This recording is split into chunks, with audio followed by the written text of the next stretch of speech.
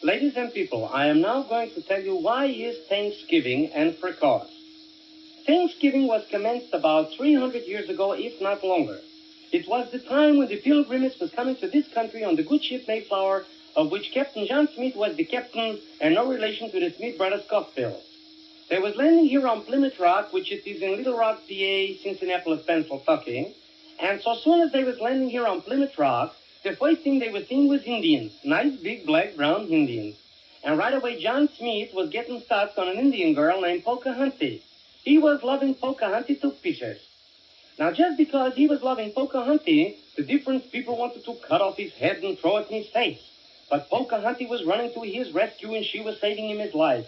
And after she was saving him his life, what do you think was doing that dirty dog John Smith? You don't have to ask me, I'm going to tell you. He was giving her the air. In other words, he was leaving her apartment in the wigwam flat. And when John Smith was doing this, he did not know he was going to cause a terrible cat after me.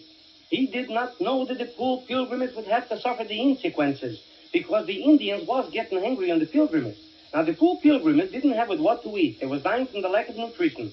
They didn't have no grocery stores where to buy groceries like we are having. If they wanted to have groceries, they had to go hunting and shooting in the woods. But how could they go hunting and shooting in the woods if the Indians were shooting on them with the bows and the arrows? So you see, my dear people, every day was a hot time in the old town tonight.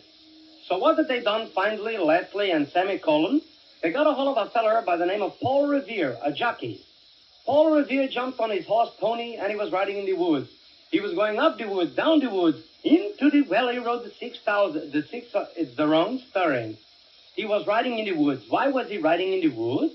To see if he could catch a piece of hippopotamus, a rhinoceros, a piece of herring, anything at all. As he was riding in the woods, was coming to his ears a very peculiar noise. What was the peculiar noise he was hearing? It was gibble, gobble, gibble, gobble. He thought, what kind of a silly thing is this? He thought, aha, I know what this is. This is the Indians trying to talk to me to make peace with the Pilgrims. So he looked around high and low and hither and thither, but he couldn't find no Indians. All he could see was large chickens with swollen tonsils. So he jumped down from his horse. He picked up a chicken. He took it to the Pilgrims. He said, look, my good people, you are having food like you was never eating before in your life. And all the Pilgrims was jumping from happiness. And the little Pilgrims was happiness in spades. That's double. And everybody was glad like anything. So was speaking a fella there, John Alden, and he was doing the chicken. And his wife Priscilla says, John, why do you say that? The people are hungry like anything. And he says, we cannot eat the chicken because we do not know if the chicken is kosher. So they sent for the rabbi, and the rabbi was coming. Rabbi Myles Standish. He was examining the chicken, and he says, this is delicious groceries. Go ahead and eat to your heart's content.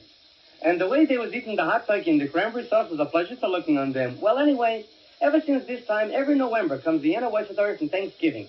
The butchers are thanking the people what invented the scales. The people are giving thanks because they're catching a holiday off with pay, and I'm thanking you for listening to this record.